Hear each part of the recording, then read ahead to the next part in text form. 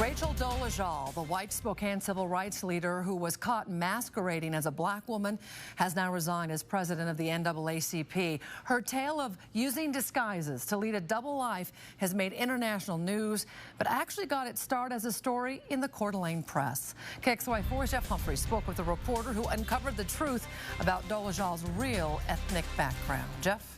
His name is Jeff Sally, and he and his editors were worried that a rash of hate crimes that Rachel Dolezal was reporting in Coeur d'Alene might not be legit. When Rachel told police the same type of racial harassment was happening after she moved to Spokane, KXLY4 News and the Coeur d'Alene Press decided to take a closer look. So just for the record, Rachel Dolezal is your birth daughter? That's correct. Why did you decide to go public and challenge her claims to be black?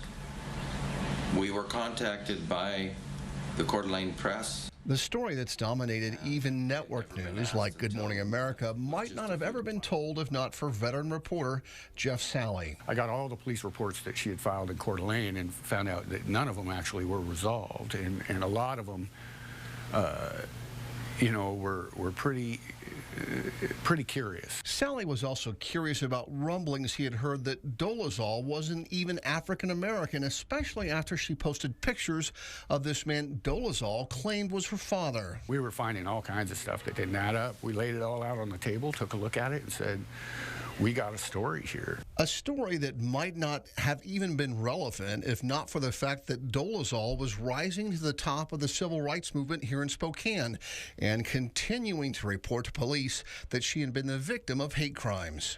You know, when they're using a false premise to achieve greatness and power, I think it's our job as watchdogs to point that out.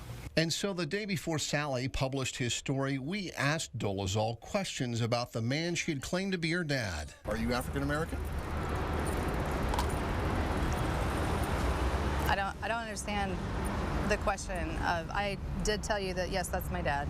Dolezal stuck to her story, giving Sally an answer to his. And that really helped validate my story, having her acknowledge that a picture of Albert Wilkerson was actually her father, and to get that lie on the record was spectacular. Sally's work on this story no doubt intended to sell papers, but mostly to set the record straight about someone who had made it seem like North Idaho's hate crimes were making a comeback when they really weren't. You know, these things tend to catch up with you, don't they, Jeff? They certainly do. Lasted quite a few years, though, in the inland Northwest before they did. And Jeff really sunk her boat, too. Yeah, sure. Well, so did you. Thanks so much.